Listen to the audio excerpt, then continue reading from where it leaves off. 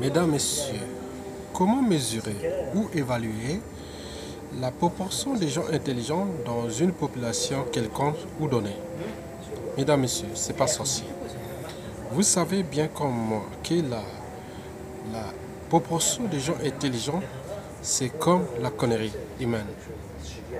Mesdames, Messieurs, dans toute race et toute couche sociale confondue, du clochard au milliardaire, la proportion des cons est la même partout. Partout dans le monde. 99% des cons contre 1% des imbéciles. L'intelligence humaine, c'est pareil. Nous avons donc 99% des gens intelligents et 1% des gens ou des imbéciles. Mesdames, Messieurs, l'intelligence est innée et donc de prédisposition génétique. Ce n'est pas la taille du cerveau qui fait l'intelligence, mais des interactions neuronales liées au niveau d'instruction, c'est-à-dire d'éducation, de culture, de civilisation et de société. Oui, l'inégalité cognitive est certes liée à ces prédispositions génétiques, mais aussi et surtout au niveau d'éducation. Bien sûr que quand on a des prédispositions génétiques déjà adaptées ou évoluées, on peut, avec le niveau d'instruction, devenir de plus en plus con aussi. D'où l'enjeu de reformer chacun sa manière d'ajuster sa cognition. La cognition, c'est comme un outil. Voilà, on peut vous donner un outil, c'est à vous de s'en servir. Vous savez, il ne suffit pas d'avoir une tête bien pleine ou bien faite pour être intelligent. Mais il faut savoir là où la traduire, cette intelligence. Elle peut se traduire dans tout ce qui sert pour moi, c'est-à-dire les valeurs de la liberté, de la démocratie, de la justice et du progrès social. C'est tout un projet de société. Mesdames, Messieurs, je vous rappelle que l'intelligence est innée et donc des prédispositions génétiques. Mais l'instruction, ça s'apprend. Donc, elle s'apprend par l'éducation, la culture, la tradition et tous ceux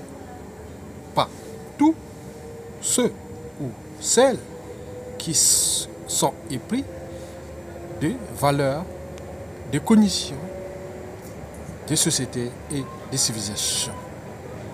Mesdames, Messieurs, diffusons cet article noble et souverain en ce qui concerne la situation dont vit mon pays, le Congo-Brazzaville, où la cognition est réduite à son strict minimum, où on ne cultive plus les valeurs d'intelligence, mais plutôt de décivilisation ou de la décognition. Cela veut dire quoi?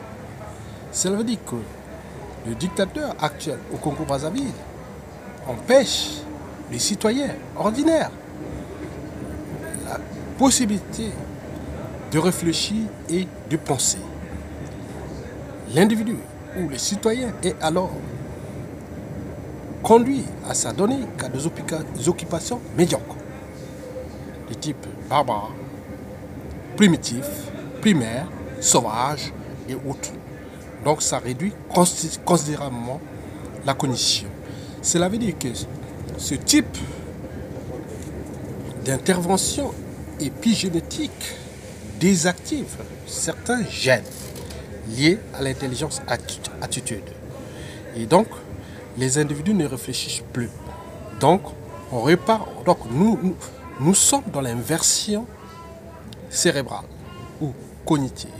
Ça veut dire que, au lieu d'activer la cognition, on active les fonctions reptiliennes. Ça veut dire que les fonctions primitives, sauvages et barbares. Et les impacts sont bien réels. Il faut voir le niveau de développement ou de la condition humaine dans ce pays. Il est réduit au strict minimum.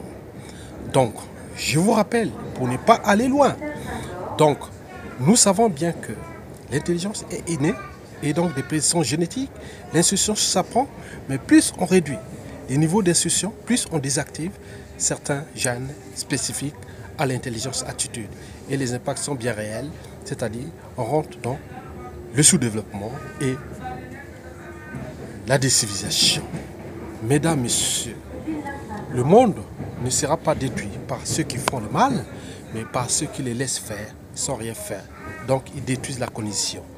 Donc en tant qu'humanistes, en tant qu'êtres humains, nous devons lutter contre ces individus qui sont là pour détruire ou réduire au silence la cognition. Parce que la cognition est au cœur de la société, de la civilisation et du développement. Il est au cœur de ce que nous appelons le progrès et le développement socio-économique et culturel. Mesdames, Messieurs, je vous remercie. Je vous laisse comme je vous ai trouvé avec votre intelligence. Vous êtes intelligent, c'est à vous de gérer votre propre cerveau. Si vous laissez libre cours à quelqu'un à gérer votre cerveau, vous avez tout perdu. Voilà, savoir juger par soi-même, savoir gérer son cerveau est plus important que le savoir. L'imagination est au cœur même de la cognition. Donc, soyez des êtres libres et intelligents. Mesdames, Messieurs, je vous remercie et à bien plus.